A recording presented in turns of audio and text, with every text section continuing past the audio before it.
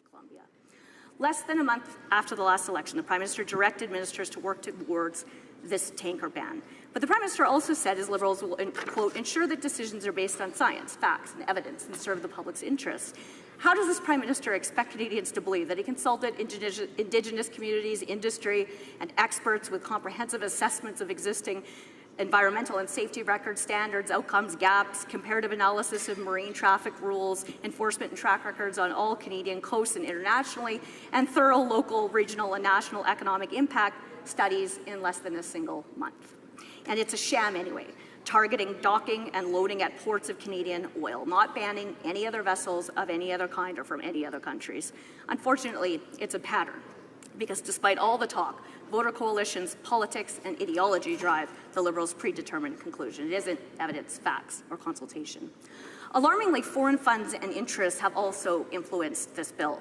Before the 2015 election, the Oak Foundation, based in Switzerland, gave a $97,000 grant to the West Coast Environmental Law Group to campaign for a change in government with the express purpose of constraining Canadian oil and gas development through, quote, a legislative ban on crude oil tankers on British Columbia's north coast. Their website says WCEL aims to establish the conditions under which opposition parties holding a parliamentary majority work together to enact a legislative tanker ban under a minority government and/or incorporate a ban promise into their manifestos, committing them to act following an election that produces a majority government. Calvin Helene says, quote, what the Chiefs are starting to see a lot now is that there's a lot of underhanded tactics and where certain people are paid in communities and they are used as spokespersons. Essentially, they are puppets and props to kill resource development. It's outrageous, and people should be upset about that. The Chiefs are upset. Eagle Spirit's Indigenous leaders say the tanker ban is the result of a lobbying campaign by foreign-financed environmental groups.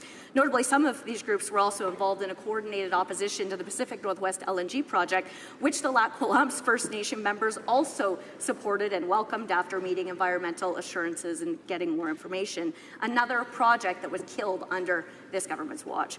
The port of the project was to go straight into their traditional territory. Their community has a municipal-like government whose leaders are elected, while their original tribes are represented by the Lac Kw'alaams Hereditary Chiefs Council.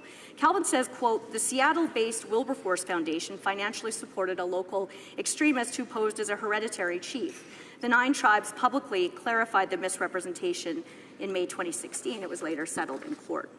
Callan says, quote, the rightful hereditary leadership who had been governing their territory for over 10,000 years were shocked that an outside organization would seek to essentially overthrow their ancient leadership structure.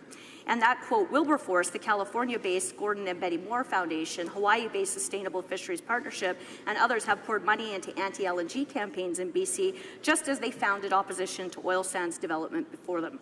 Indeed, the record suggests the long project to establish the Great Rare Rainforest was a strategy to stop hydrocarbon exports from Western Canada, even as the U.S. sources ramped up production. One of the same groups involved in the anti-LNG campaign pushed the Liberals' tanker ban in opposition to the proposed Eagle Spirit project while claiming to be representatives of the Lac Kw'alaams.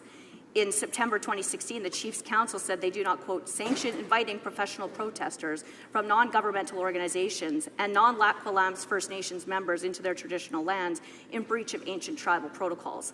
The 9 tribes of Lac Kw'alaams would never go into another First Nations territory without first obtaining their permission. The unauthorized action by this renegade group has created needless confusion, damages tribal unity, and is insulting to tribal members.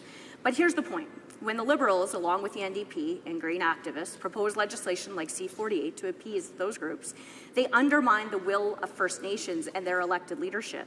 They talk of consultation and reconciliation, but their attack on economic opportunities and their failure to consult and listen to directly impacted Indigenous people is the height of hypocrisy.